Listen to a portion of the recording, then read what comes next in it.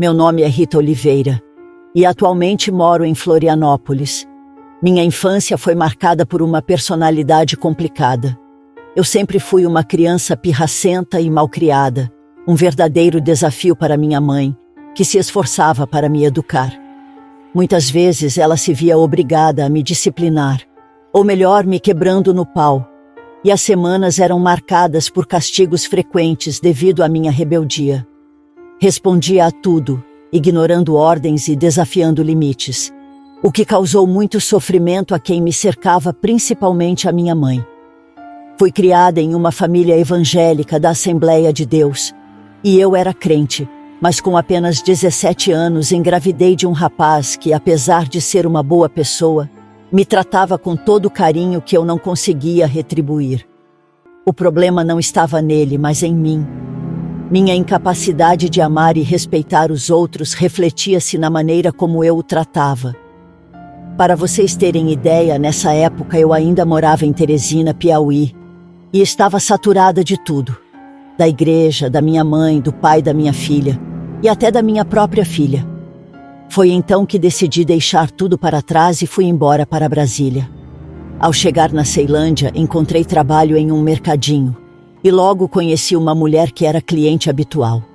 Nossa amizade se formou rapidamente e ela me convidou para morar com ela em Florianópolis, pois já estava de mudança. Sem rumo e com a cabeça cheia de sonhos de liberdade, aceitei o convite. Ao chegar em Florianópolis, fiquei deslumbrada com a beleza da cidade, com suas praias deslumbrantes e pessoas atraentes.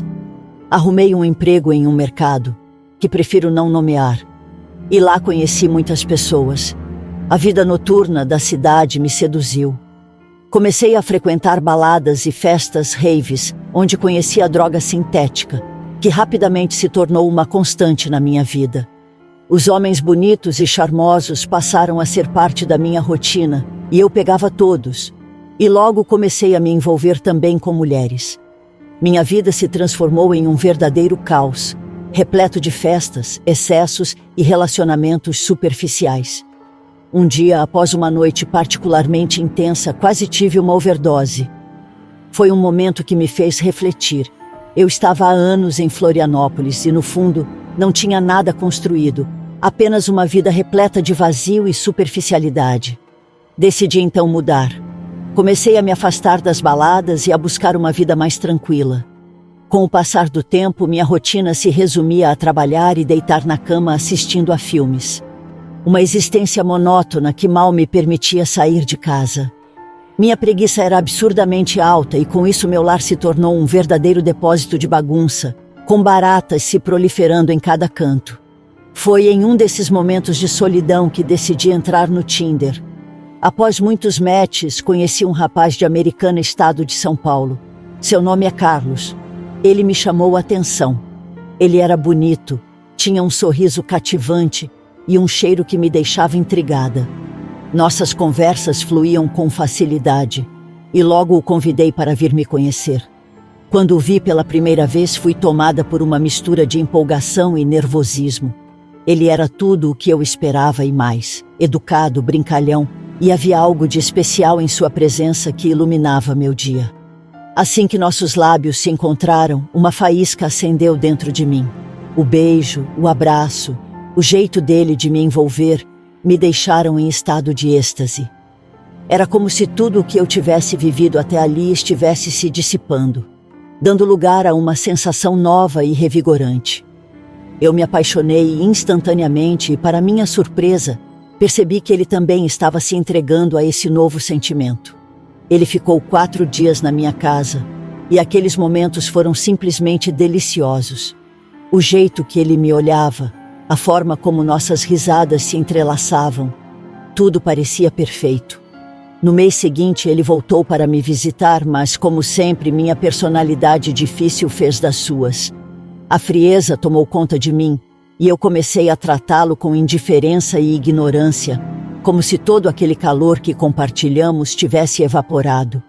Ele, muito perceptivo, notou a mudança, mas preferiu não comentar, acreditando que eu estava apenas passando por uma fase ruim.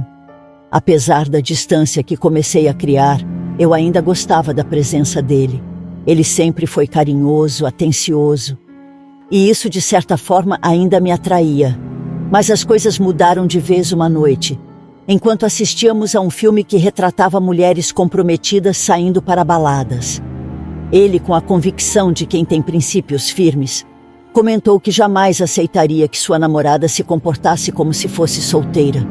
O tom sério da sua voz me incomodou. Eu nunca tinha sido a pessoa que aceitava regras ou restrições, e essa conversa fez o clima ficar tenso.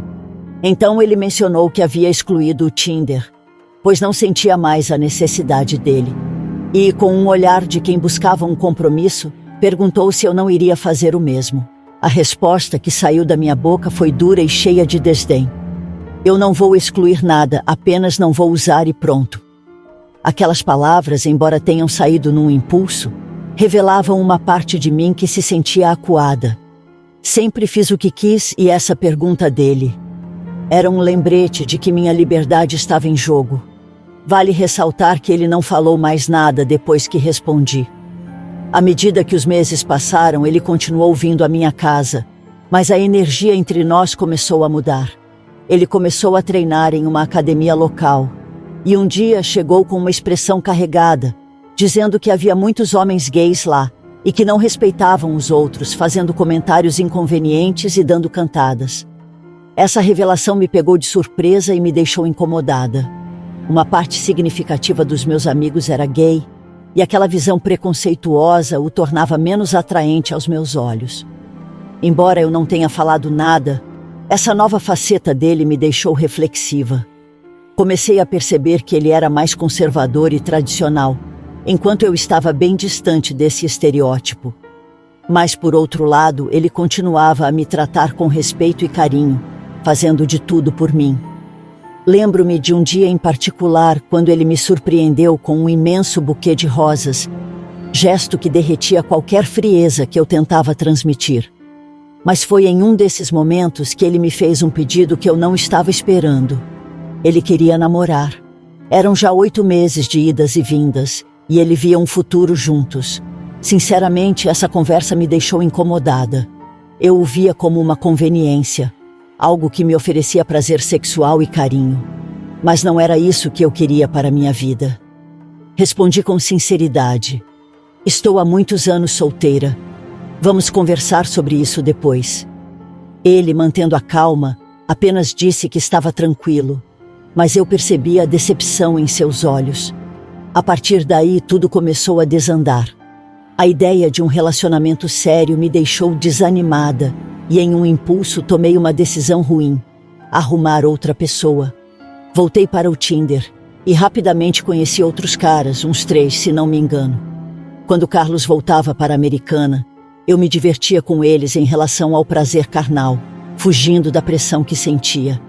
Essa situação se arrastou por meses, até que um dia recebi um vídeo de Carlos que era de outra rede social. No vídeo, a esposa estava parada na sala e seu marido passou e deu um leve tapa na sua bunda. O filho veio e fez a mesma coisa. Ele comentou de forma sarcástica: "Se a gente casar, vai ser sempre assim." Aquela mensagem me atingiu como um soco no estômago, fazendo-me questionar todas as minhas decisões. Carlos sempre tinha uma maneira única de demonstrar seu afeto, especialmente quando se tratava do meu corpo. Ele não perdia uma oportunidade de elogiar minha bunda, e sempre que eu estava na cozinha, eu sentia um leve toque em minha pele, seguido de uma risada gostosa. "É tudo meu", ele costumava dizer, como se quisesse marcar território. Eu não posso negar que isso fazia meu coração acelerar de uma forma estranha, misturando prazer e possessividade. Depois daquele vídeo que me deixou inquieta, percebi que Carlos tinha criado expectativas a meu respeito, e isso me deixou ansiosa. Eu gostava dele, claro, principalmente pela forma como me tratava. Ele era atencioso e sua presença era conveniente. Era bom tê-lo por perto, mas eu tinha medo de me apegar e perder minha liberdade. Eu queria estar com ele, mas queria minha vida de solteira sem ter dar satisfação. Os dias passaram e uma manhã, enquanto estava absorta em pensamentos, recebi uma mensagem dele. "Amor, estou indo comprar a passagem. Qual dia vai cair sua folga?" Depois de informar a data, fiquei pensando nas implicações da sua visita. Faltando apenas 4 dias para a viagem, o peso da responsabilidade me atingiu. Enviando uma mensagem com o coração pesado, disse a ele que havia refletido e não queria mais continuar aquele relacionamento. É melhor cada um seguir sua vida, escrevi sentindo uma mistura de alívio e culpa. A resposta dele foi instantânea. Nossa! E logo ficou mudo por um tempo que pareceu eterno. A preocupação tomou conta de mim e percebi que não queria vê-lo sofrer. Perguntou o que havia acontecido, mas eu não consegui me justificar. Simplesmente disse que estava desanimada. A forma como ele se despediu. Eu queria ficar com você, mas se não quer, tudo bem. Me deixou furiosa, de uma maneira que eu não conseguia entender. Esperava que ele fosse correr atrás de mim, mas ele apenas aceitou a situação. O notebook dele estava em casa, emprestado para que eu pudesse estudar. Ao mencionar isso, ele pediu educadamente que eu o devolvesse. Minha resposta foi ríspida. Não. Ele, surpreso, respondeu que iria aproveitar que as passagens estavam compradas e que viria buscá-lo. Tudo bem, eu disse, mas a raiva estava tomando conta de mim. E eu não sabia por que estava agindo assim. Na segunda-feira, ele me enviou uma mensagem. Vou trocar as passagens para adiantar o embarque e vir buscar meu notebook. Nesse momento, a irritação se transformou em um turbilhão de emoções. Eu estava cansada de jogos e da pressão que sentia então, com uma frieza que não parecia minha, escrevi. Não venha. Vou marcar um dia e um local para você vir buscar. Ele, claramente confuso e irritado, retrucou. Ué, mas não posso ir à sua casa buscar? Por que não? A frase cortou como uma faca. Ele estava começando a se exaltar. E a raiva que eu sentia parecia pequena diante do desespero que ele demonstrava. Eu tinha consciência que eu estava dificultando tudo. Rita, você sabe que a viagem para Florianópolis é de 15 horas e vou chegar às 4 da manhã.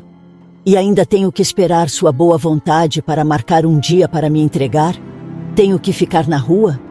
Até esses dias eu estava fazendo faxina na sua casa e deixando tudo limpo para quando você chegar do plantão cansada. Era só deitar e dormir. Você está maluca? Naquele momento, o silêncio se instalou entre nós. As palavras dele ecoavam na minha cabeça, mas eu não sabia o que responder. A mistura de frustração e solidão parecia não ter fim. E eu estava presa em um ciclo de emoções contraditórias.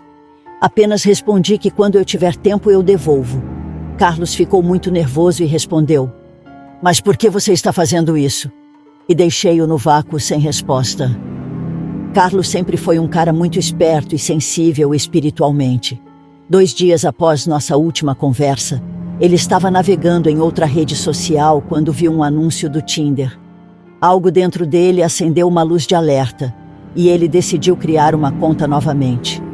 Assim que entrou na plataforma, encontrou meu perfil online, justo na hora em que eu estava logada. Merda! Rita, você está brincando comigo? Ele disparou sua voz carregada de incredulidade e raiva. Ele não perdeu tempo, printou a tela e me mandou a imagem. Meu coração gelou instantaneamente ao perceber que ele havia descoberto a verdade e ligado todos os pontos. A raiva e a traição transbordavam de suas palavras. Então você estava no Tinder enquanto estava comigo, né? Filha da Pu! A voz dele estava tão carregada de fúria que eu mal consegui respirar.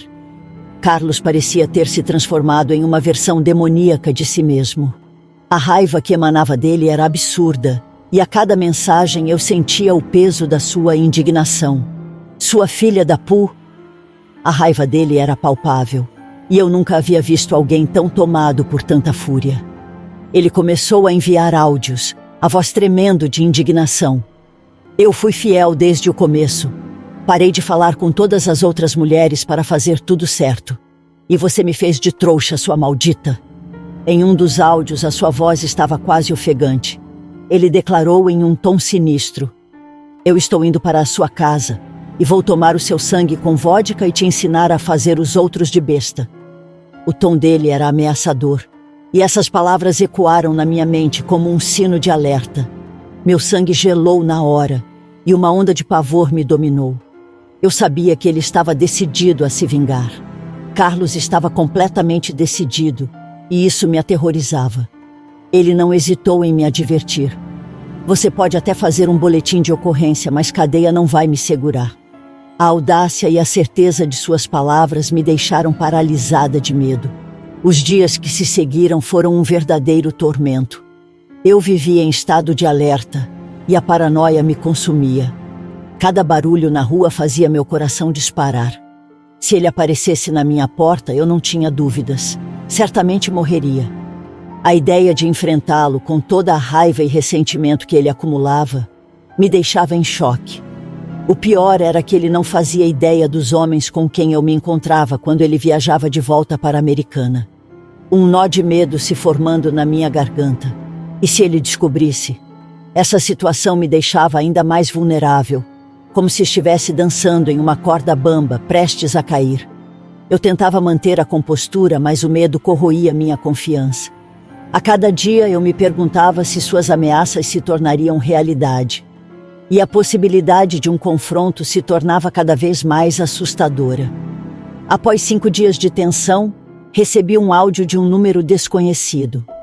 Eu havia bloqueado Carlos em todas as redes sociais, mas sua necessidade de se comunicar era tão intensa que ele não hesitou em recorrer a outra linha. Meu coração disparou ao ouvir sua voz, cheia de uma frieza perturbadora. "Marca esse dia, Rita", ele disse, sua voz soando como um sussurro gélido. "Eu vou fazer uma bruxaria para você, e não é para sua morte." Nesse momento, a expressão dele parecia se materializar na minha mente. Um sorriso distorcido, olhos ardendo de raiva e um brilho ameaçador. Ele continuou com um tom carregado de vingança. "Isso vai ser para você aprender a nunca mais trair e a fazer as pessoas de otária. Você nunca mais vai se esquecer do que fez a mim." Cada palavra soava como uma condenação, como se ele estivesse traçando um destino sombrio para mim. Meu estômago se revirou e um frio intenso percorreu minha espinha. Eu podia sentir que ele estava determinado e a sensação de impotência começou a tomar conta de mim. "Nunca mais você vai ver ou pegar um celular na mão ou olhar para a tela. Grave isso na sua cabeça", ele acrescentou, sua risada ecoando em minha mente como um eco macabro. Eu apenas respondi: "Bruxaria? Que besteira, isso só pega em gente fraca." Mas no fundo, uma pontada de preocupação me atingiu. A ameaça se materializou em uma imagem vívida, eu presa em um ciclo de solidão, incapaz de me conectar com o mundo, afogada nas consequências de minhas escolhas. A ideia de uma maldição lançada sobre mim era aterrorizante, e a noção de que ele tinha o poder de controlar minha vida me deixava paralisada de medo. Aquela mensagem me deixou em estado de choque. Eu sabia que Carlos não era uma pessoa comum, e o poder que ele atribuía à bruxaria, mesmo que eu não acreditasse totalmente, me fez hesitar. O pânico se instalou em meu peito, e eu me perguntava se suas palavras tinham alguma verdade. Cada dia que passava, a incerteza aumentava, e o peso da sua ameaça parecia se tornar cada vez mais real. A verdade era que tudo começou a mudar depois disso. Passaram-se semanas desde que Carlos desapareceu da minha vida, e a ausência dele começou a criar um vazio que logo se transformou em um pesadelo constante. O notebook dele, que eu ainda não havia devolvido, parecia estar se tornando um símbolo sombrio de tudo o que havia acontecido. Naquelas noites solitárias, os pesadelos começaram a se acumular como uma nuvem escura. Sonhos horríveis se repetiam, todos eles retratando a mesma cena. Eu sofrendo um acidente, uma colisão brutal que me deixava incapaz de me mover, gritando em agonia, mas sem que ninguém me ouvisse. Acordava suada e ofegante, o coração disparado, apenas para ser recebida pelo silêncio opressivo da minha casa. Logo as coisas começaram a ficar ainda mais estranhas. Comecei a ver vultos espreitando nas sombras do meu apartamento. Eram formas indistintas, flutuando pela periferia da minha visão. Sempre que eu tentava focar, desapareciam. Mas eu sabia que estavam lá, e isso me deixava em um estado de constante vigilância, como se estivesse sendo observada. O cheiro horrível de carne em decomposição começou a invadir meu espaço. Era como se algo podre estivesse apodrecendo dentro das paredes, impregnando o ar com um odor insuportável. Eu me perguntava se estava ficando louca, mas o fedor era inegável. Tentava abrir as janelas, mas a brisa trazia apenas mais frio e a sensação de que estava sendo sufocada. À noite, as vozes começaram a sussurrar. Eram murmúrios indistintos, como se alguém estivesse conversando em um canto escuro da sala. Algumas vezes as vozes eram familiares, outras estranhas, mas sempre carregavam um tom de desespero que fazia meu coração acelerar. Uma sensação de desamparo me envolvia, e à medida que os dias se transformavam em semanas, a linha entre a realidade e a loucura começava a se desvanecer. Meu ambiente se tornava um labirinto de terror psicológico, e eu me via presa, sem saber a quem recorrer. A única coisa que parecia certa era a tempestade que se aproximava. Nessa época, já formada como técnica de enfermagem, eu estava atrasada para o trabalho. A chuva caía em torrentes, tornando as ruas quase intransitáveis. Decidi chamar um Uber, esperando que o motorista me levasse rapidamente ao destino. Ele, percebendo minha urgência, se esforçou para chegar a tempo. Naquela tempestade torrencial, a visibilidade era quase nula. O motorista do Uber, na tentativa de me levar a tempo, não percebeu o caminhão de reboque que surgia de repente. O vidro estava tão embaçado que ele apenas desviou instintivamente, deixando meu lado exposto ao impacto devastador. A última coisa que eu me lembro é de um estrondo ensurdecedor, e em um piscar de olhos, tudo se tornou escuridão. Quando finalmente acordei, a primeira coisa que percebi foi a pressão de uma escuridão total. Tentei abrir os olhos, mas não conseguia distinguir a luz do ambiente. O silêncio era opressivo, exceto pelo som de máquinas bips e o murmúrio distante de vozes. Uma sensação estranha e aterradora tomou conta de mim. Havia uma inquietação no ar, como se algo estivesse muito, muito errado. Minhas mãos estavam geladas e eu não conseguia sentir nada. Meus dedos não respondiam. Um frio cortante percorreu meu corpo enquanto a realidade começava a se infiltrar em minha mente. Com o coração acelerado, comecei a apalpar o lençol, buscando a confirmação do que eu temia. Não havia mãos ali. Meu estômago revirou um nó de pânico se formando. Onde estavam minhas mãos? Por favor, alguém me ajude! Gritei, mas minha voz soou distante, quase inaudível. O desespero se instalou como um peso insuportável no meu peito. O que estava acontecendo? Uma sensação de claustrofobia me envolveu. A escuridão ao meu redor se tornava cada vez mais sufocante.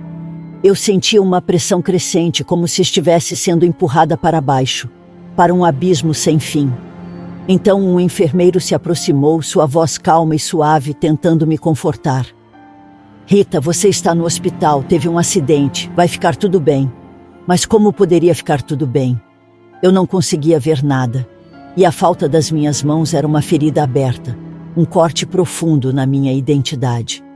Eu não posso ver, eu não posso sentir o que aconteceu. Perguntei, a angústia transbordando. E foi então que a verdade caiu sobre mim como um balde de água fria. Eu havia perdido não apenas as minhas mãos, mas a visão também. A escuridão que me cercava não era apenas física. Era a sombra da minha nova realidade. O desespero tomou conta de mim. Eu não sabia como seria a vida sem as mãos, sem a visão. Como iria me cuidar? Como iria viver? Cada pensamento era um soco no estômago. O choro começou a brotar e não consegui conter. A frustração, a tristeza, a raiva, tudo isso se misturou em um turbilhão de emoções que me paralisou.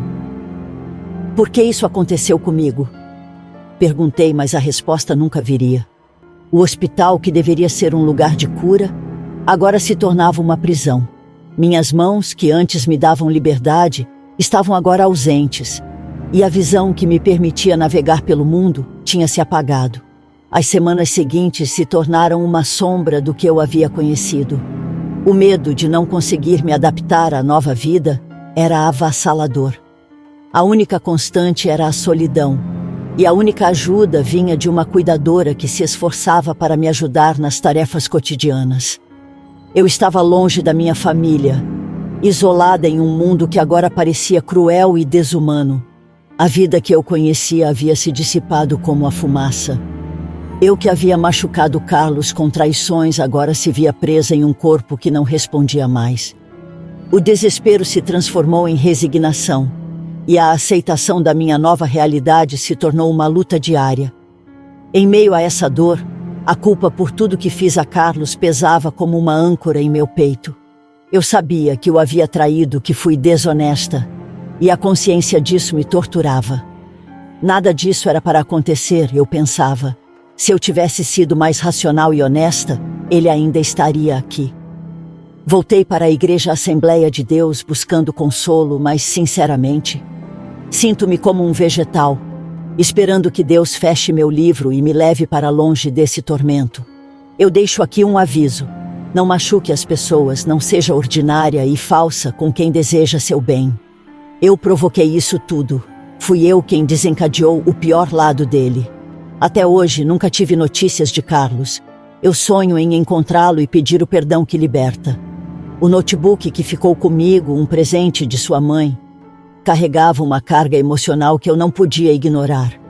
Ele sempre dizia que o objeto tinha valor sentimental, que sua mãe trabalhou duro como faxineira para comprá-lo e pagou em 18 vezes. Ele sempre falava: "Tome cuidado com isso, Rita, porque tem valor sentimental e não preço." E assim encerro minha história, vivendo com as consequências das minhas escolhas. Fiquem na paz de Deus.